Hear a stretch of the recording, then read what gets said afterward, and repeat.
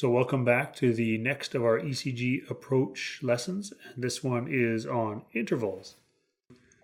So just to remember again, this is part of our organized approach to the interpretation of the ECG. We're going to start basically with heart rate. Then we're going to look at the ECG rhythm. And the third step we're talking about here is to look at the intervals. Now, unfortunately, you could make a measurement of almost any interval you want. If you got a ruler, you could measure them all. You could measure the PU interval. You could measure the SQ interval. You can measure all sorts of intervals. But thankfully, there are really only three that we're particularly interested in clinically. And that's going to be the PR interval, the QRS interval, and the QT interval. So before we go too much further, I'm going to do just a brief review of the electrical anatomy of the heart. And I know you're going to look at this diagram and think, man, that doc, he should not have done medicine. He should have been an artist. But regardless, just remember that in a normal sinus rhythm, the electrical impulse of the heart starts at the SA node, travels through the atria, gets to the AV node, and then pauses there for a moment. That pause allows the atria to effectively empty into the ventricles. And then the electrical activity goes down the His-Purkinje system, so down the His bundle right in the middle of the heart and the septum, travels into the right and left bundles. And if you're an electrophysiological nerd, you'll realize there's basically a left anterior and a left posterior fascicle, which we may not really get into in these lectures, but does have some clinical importance in fascicular blocks. But regardless to say, the electrical activity goes SA node to AV node, there's a pause, and then travels down the ventricle via the His-Purkinje system, the right and left bundles. So the first interval we're interested in measuring is the PR interval. So if you look at this diagram, the PR interval starts at the beginning of the P wave and then ends at the moment the QRS starts. So if you think about what this measures, the P wave, of course, is the atrial contraction, and that PR time where nothing seems to happen, that's a measurement of the pause at the AV node. So really the PR interval is telling us how long it takes for the atria to contract and then for that impulse to sit at the AV node before it goes to the ventricles. So it's a measure really of atrial function and the health of the AV node. So there are really two major reasons we look at the PR interval, and the first of which we haven't yet alluded to, and that's to look for things like Wolff-Parkinson-White. So in this case, when there's an accessory pathway and there's current leaking from the atria into the ventricle, you get this little thing called a delta wave. And if you look at the QRS here, you'll notice that the very first part is kind of scooped out a little bit. And what happens there is it basically encroaches on your PR interval and makes your PR interval short. With a short PR interval, we are now worried about a delta wave, and I'm worried about an accessory pathway. And then, of course, the PR interval helps us a lot with our AV blocks. So remember when we went through our rhythm lecture, we talked about first, second, and third degree AV blocks. And the PR interval is integral in our diagnosis of that. So remember, a first degree AV block is simply a long PR interval. So a PR interval that is more than the 0.2 millisecond, or 0.2 seconds, And that would be a first degree block, not really concerning for us clinically. A second degree block comes in two flavors. So a type 1 second degree block, or a Wenke back, is where that PR interval gets longer, and then eventually drops a QRS. So a QRS doesn't go through. Although we look for reasons for that, those tend not to get in trouble and not to degrade into worse rhythms. So they're interesting, but not something we get too worried about. The other type of second degree block, which is a type 2 second degree block, is where the PR interval and the QRS look fine. There's a P, QRS, P, QRS, P, QRS, and then a P wave and a total drop of the QRS. This is a bit worrisome. Not that this rhythm is necessarily hemodynamically unstable, but this type of rhythm makes us worry that we've got a bit of a sick AV node and these people will sometimes progress on to a third-degree block and cardiovascular collapse. And then, of course, there's the third-degree block, which we're familiar with, where basically the atria and the ventricle aren't talking. So you see atrial beats kind of going along at their own rate, and ventricular beats going along at their own rate, and the two aren't talking, I should say.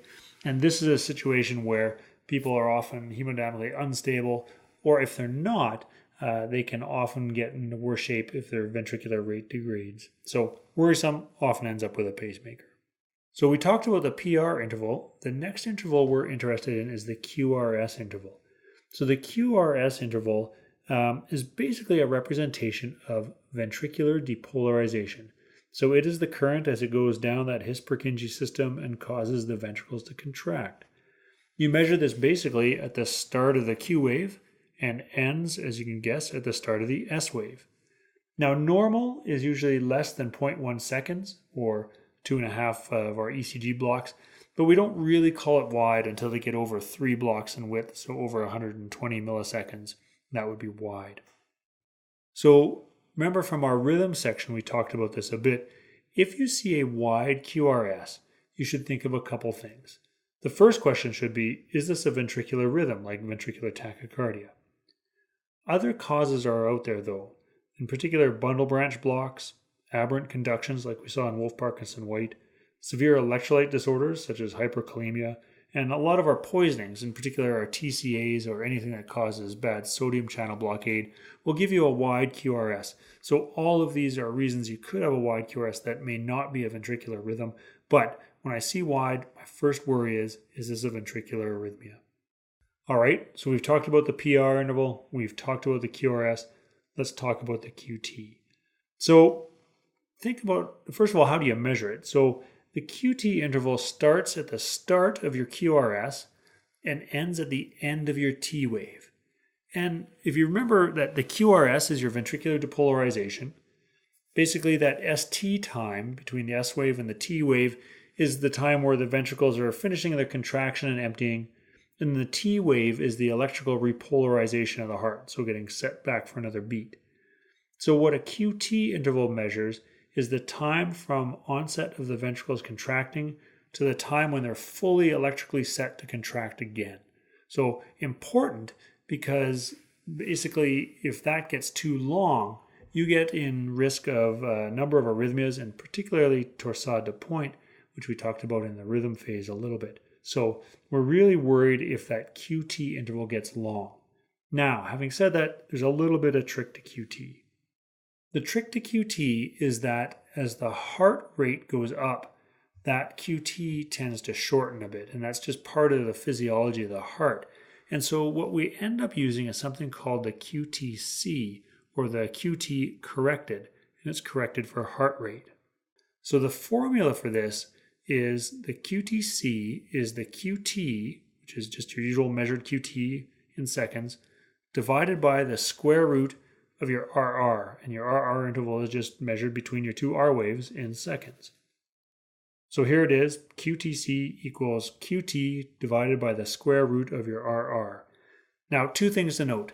In all fairness, I look at the QTCs as measured by the computer on the ECG right off the bat, because it does usually a wonderful job of measuring that.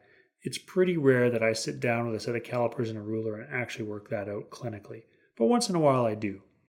The second thing that's of note is, I did put it on the formulas here, is you have to do this math in seconds. If you try and do it in milliseconds, basically you get a nonsensical answer and you suddenly wonder why the heck you can't do this right. So just a quick remember that you have to do this in seconds for a time frame. And so what's normal? So it's a little different in the genders. For men, we define normal as less than 450 milliseconds. For women, it's less than 470 milliseconds.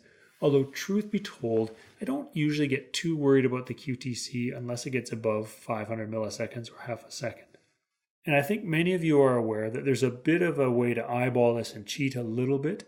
And so if you look at your ECG, what you can do is look at the QT and look at your RR interval. And if that QT looks longer than half of your RR interval, you've probably got a long QT. So if you look here at the QT we've measured, it certainly is a little bit over half of what that RR interval is. And so you have to worry that there's actually a prolonged QT. And we want to know about that because of the risk of torsade and because there's a whole host of things that cause that. Anything from medications, electrolyte abnormalities, ischemia, intracranial events. And so we really like to know if we've got a prolonged QT.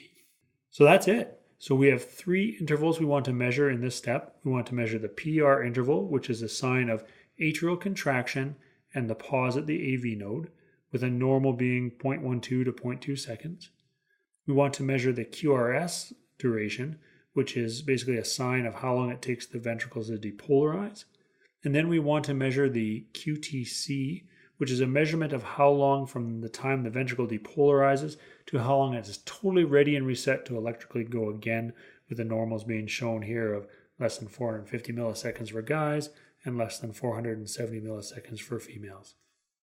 And so that's it. That is intervals in a nutshell, and we will see you in the next lesson.